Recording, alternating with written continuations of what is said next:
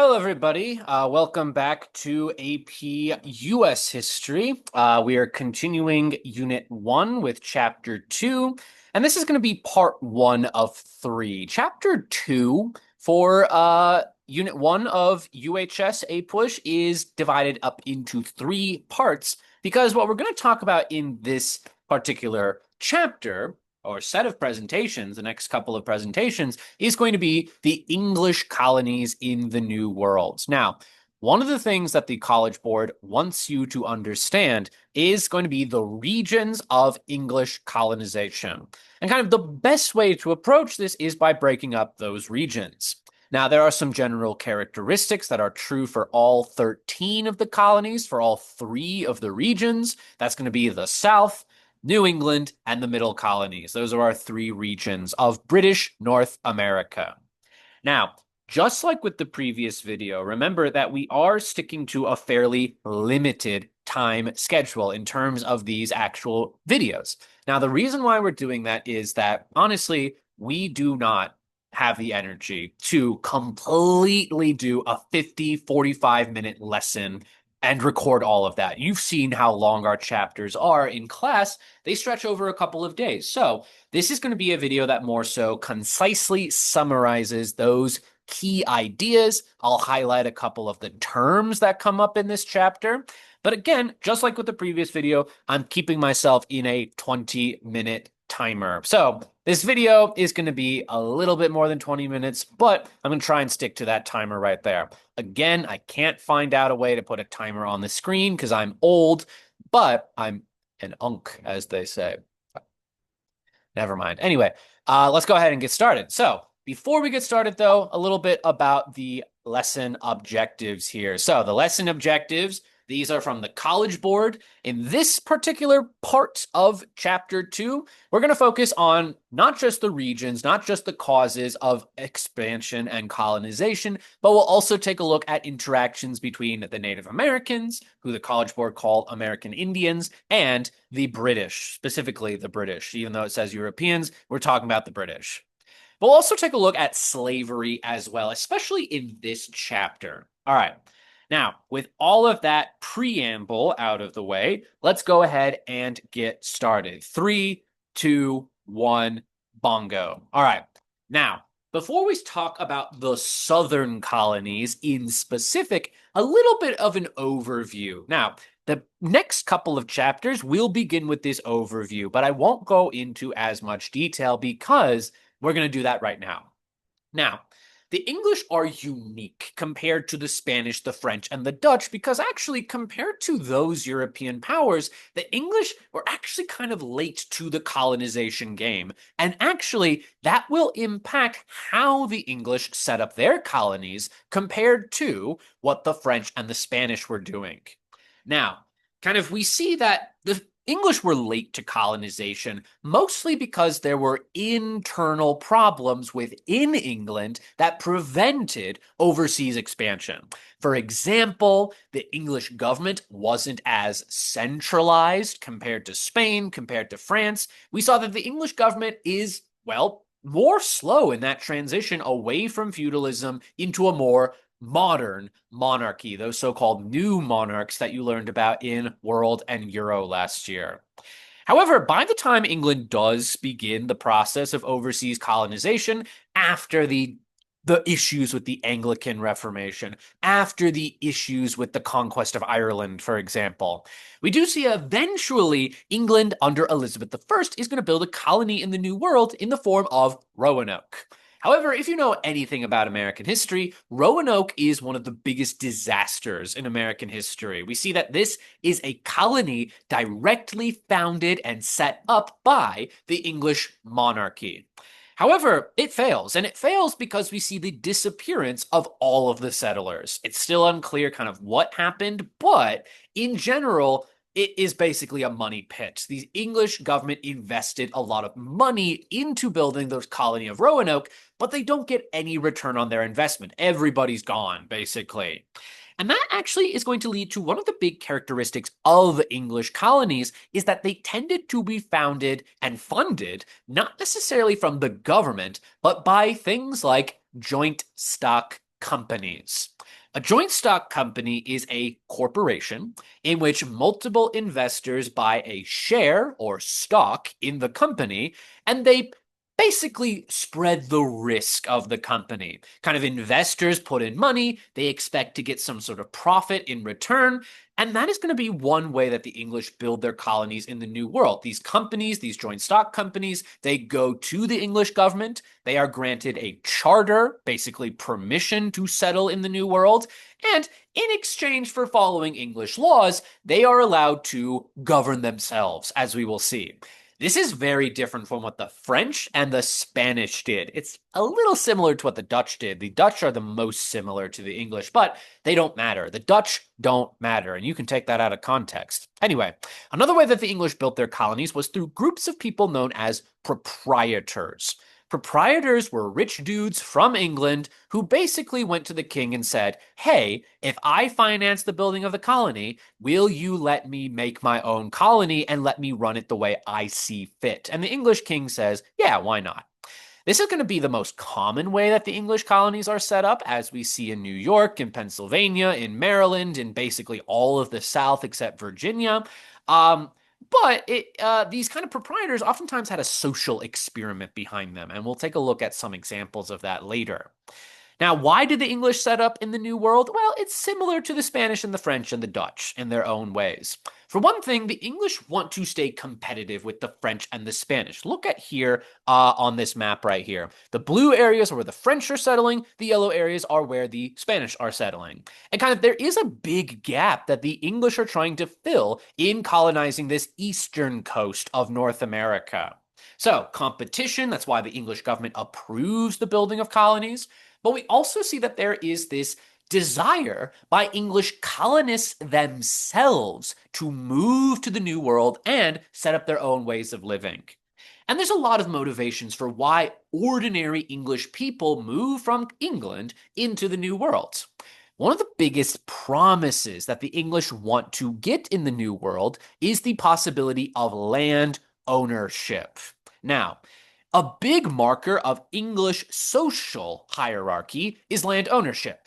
The problem with England is that they don't have a lot of land. It's on a series of islands, on one big island specifically. Well, whatever. There's an island, and islands are terrible because there's not a lot of land. Now, even though land ownership is crucial in the social hierarchy, not a lot of that land is actually being distributed because of geographic concerns, but also because of this idea of primogeniture. Let's see if I can write this out using my trackpad. Primogeniture. This is a concept in English and other European societies that basically means that all of the land that is left behind by a dead father goes to the eldest son. So there's a lot of younger sons in England that are like, where's my chance at land ownership? Well, guess what? There's a big hunk of land that no one else is claiming, at least no one else in Europe. Let's move there. Now, there's other motivations, including the motive for profit. Actually, kind of the reason why the southern colonies are set up initially is to follow the example of the Spanish. The Spanish had a lot of gold and silver in Mexico and Peru, and the English are going to say, let's get that. Let's get that gold, if you will, that bread, if you will, as the youth say. No. So, kind of the idea of profiting economically, that's one big motivation for English settlement, especially in the South. And that's similar to what the Spanish were doing with the gold and silver and whatnot. However, there's other motivations beyond just the filthy word of economy. We see that there is this desire for religious freedom. And we'll talk about that more in our second part of this chapter when we talk about New England. However, another characteristic of the English colonies, no matter where you go, north, south, or in the middle, is going to be the idea of local democracy. The way that the English government governed their colonies initially is that they don't have much of a presence there. Rather, there is tradition of local autonomy. These are colonies that are within the British Empire, but they are largely self-governing for the most part. And as such, there is a tradition of local representative government. There's a tradition of a local representative government that respects civil liberties, freedom of speech, freedom of religion, freedom of property ownership. That being said, this democracy, quote unquote, wasn't very democratic. We do see that it's limited. The ability to vote and be represented is limited to white property owning men over 21. All right. Now, before we get into details about the southern colonies, we are going to talk a little bit about some of the other general characteristics with the colonies, and that's going to have to do with the idea of slavery and Native American interactions. Now, kind of the English colonies generally follow this step model right here, actually, because initially, the relations between the English and Native Americans are more like the French and the Dutch, actually. There tends to be, at least initially, more of a spirit of cooperation. The kind of early contact between the English and the Native Americans tended to be transactional. There tended to be an exchange of something in exchange for something. Oftentimes, that exchange was food from the Native Americans in exchange for manufactured products, namely guns, by from the Europeans to the Native Americans. However, something that is going to be more like the Spanish as time goes on is that as more and more British settlers come over to the New World, that does lead to indigenous displacement. That's one of the big things that separates the British from the other European powers, is that there's a lot of British settlers in North America, at least compared to the French and the Spanish. There's honestly not a lot of people from France or Spain moving to the New World. There are obviously bunches of people, but not as much as England. Now, the reason why this is important is that it does create kind of more segregation, if you will. The English view on property ownership was, this is my land, it's not your land. As more and more settlers come over, it does lead to indigenous people being pushed off of their land further and further west. This is a big continuity, as we will see in American history. Now, despite the initial warm relations between the two, there tends to be conflict between the English settlers and Native Americans, and we'll look at some examples of that today and in the future chapters. The other kind of general characteristic is going to be the system of African slavery. The British are not the first to invent slavery, nor are they the first European power to utilize the slave trade in the Americas. However, we do see that the English eventually will come to dominate it as the transporter of slaves, but also they make heavy use of it in all 13 of the colonies. That being said, obviously slavery will be more present in some regions compared to other regions, as we will talk about. But the kind of condition of African slaves, no matter where you go, is generally pretty brutal. We especially see that in the conditions along the transatlantic slave trade. That's what this acronym means right there. And we see that most especially in the Middle Passage, that journey from West Africa to the Americas. We'll talk a little bit about the transaction between Europeans and African states later in this unit, but we kind of see that this is a part of a wider trading system. Manufactured goods produced in Europe, namely guns, being sold into West Africa for enslaved people who are then transported to the European colonies, and in this case, the British colonies. Now, what makes the English unique in terms of their relationship with slavery is that they are stricter in the racial segregation between the white settlers and the African settlers. We saw greater intermarriage in French and Spanish colonies that we don't really see with the English colonies. However, that being said, something we do see with the British colonies, and we see with the French and the Spanish as well, is going to be that African slaves diffused their culture from West Africa into the Americas. And we'll take a look at some examples in this presentation. All right, now let's get into the weeds a little bit about the southern colonies. Well, the southern colonies really begin with the creation of the Chesapeake colonies, namely Virginia. Virginia is the first successful British colony in the New World, and it's founded by a joint stock company known as the Virginia Company. Though, the way that that colony was built is more in line with, say, New England, for example, as we'll talk about later. However, the other southern colonies, the ones that will follow after Virginia, generally are proprietary colonies. And one of those first ones actually is the colony of Maryland. Now, in terms of motivation for why these colonies exist, the southern colonies tend to be founded on the basis of making money through cash crops. Initially, there is hopes and desires that this is a land of gold and silver and silk production, but honestly, it's none of those things. Rather, what grows super well in the South are cash crops like tobacco, which is sold to European countries, namely the English, I should say. We see that there's the development of rice and indigo down here in the South, in South Carolina and in Georgia. But Maryland is a little wrinkle in all of that. Kind of the reason why Maryland was created was to create a religious safe haven for Catholics. Catholics aren't really welcomed in England, as we'll talk about kind of more in the next part of this chapter. But Maryland is for Catholics. And eventually that does lead to the creation of something called the Toleration Act of 1649. We see that Maryland is actually going to become a religiously tolerant place for all denominations of Christianity. No Jews, no Muslims, but anybody who believes in, Muslims believe in Jesus. Anyone who regards him as the Son of God, they are allowed into Maryland. So that's pretty radical development there.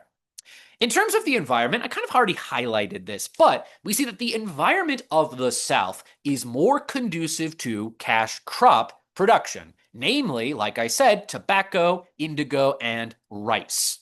Now, in terms of kind of other environmental adaptations, we see that in the early years of Virginia, in the early years of Jamestown especially, there was going to be a lot of difficulties. The first year of Jamestown is known as the starving time.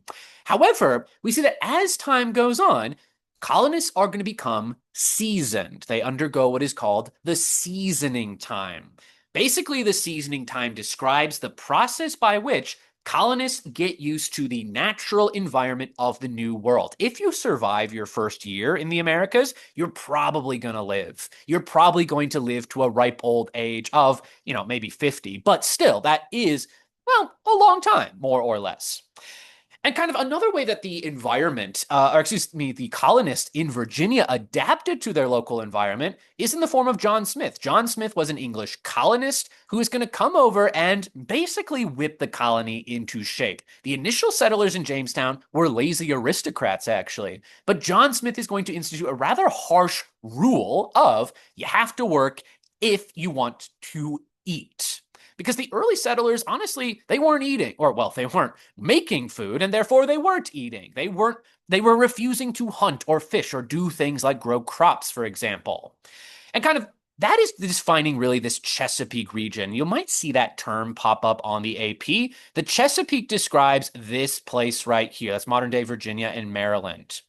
Anyway, in terms of kind of the economy, we see that initially the Virginia colony and other colonies in the South, they make use of indentured labor. They make use of this system in which people come over from Europe, from the English, to the New World through the form of indentured contracts. Basically, you in exchange for a free boat ride across the Atlantic and the promise of land ownership at the end of a contract, you have to work for someone for 7 years. That's the earliest labor systems in Virginia, for example. But to encourage other people to come over and to encourage investors in the Virginia company, that's where the headright system comes into play. The headright system is basically a scheme to get rich investors to pay for the journey of indentured servants. In exchange, you receive 50 acres of land. All right. So let's continue in our discussion of the Southern colonies and take a look a little bit about the government system that exists and a little bit about how that reflects the economy. Oh my God, there we go. Now, the local government of Virginia and of all the other Southern colonies is local elected representatives. And kind of the specific body of elected representatives in Virginia is the House of Burgesses. 1619, very important year, in Virginia. Now, this House of Burgesses is going to reflect the social hierarchy because in order to vote and be represented in the House of Burgesses, you needed to own land. You needed to own a set amount of land. Landowners, they have a stake in what the government does. According to their logic at the time, they are going to be the ones that only make up government. So the planters, you can kind of see that in this social hierarchy right here. They are the biggest landowners. They are the biggest slave owners as well. And women as well kind of fit into this social hierarchy. Female male relations in the New World, in Virginia and the rest of the South, are very similar to that we see in England. Married women are expected to give up their property.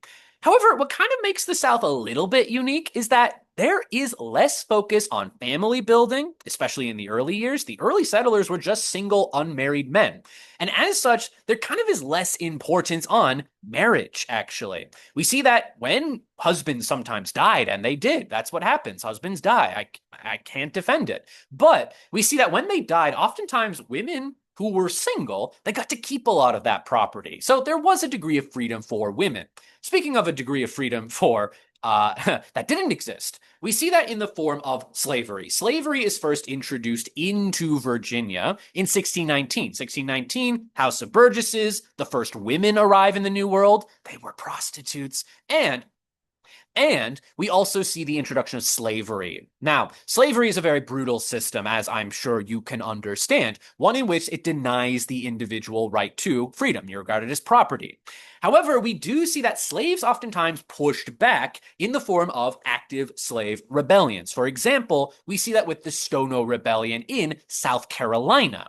Now, the Stono Rebellion is a good example of military resistance from enslaved people against enslavers, but we also see that slave resistance kind of took a form of culture in a way, not exactly practicing Christianity in the form of syncretic religions like voodoo, for example.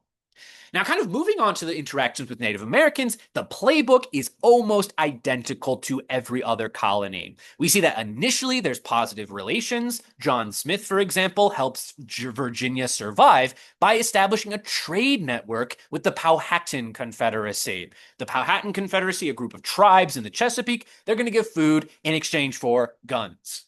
However, as time goes on, as Virginia demands more and more cash crops for export to the New World, this is where we see conflict between indigenous people and the English settlers. For example, with the Anglo-Powhatan War in the 1620s. However, this is actually going to cause some tension within the English colony of Virginia, as we see in Bacon's Rebellion. Bacon's Rebellion is this conflict between Western farmers who feel that they are not being protected by the House of Burgesses and the rich people in the House of Burgesses. The people out west, the kind of poor farmers, they wanted their government to actively attack Native Americans, seize their land, and defend the frontier. But we see that in response, and now I'm going to go over a little bit, but I'm going to keep it to a minute exactly because we're almost freaking done, is that we do see that it causes this Bacon's Rebellion. Bacon's Rebellion is important because it not only represents the tension between the settlers who are poor and the kind of upper class, but it's important because the primary leaders of this rebellion were indentured servants. We see that unlike slaves, indentured servants did have a degree of legal freedom.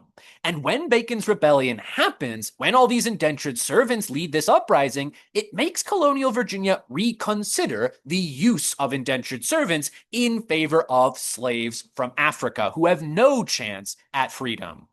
All right, so I went a little bit over time. Sue me if you want. Put in the comments that you're a fraud, Mr. Ancharsky. You should pay for your sins somehow.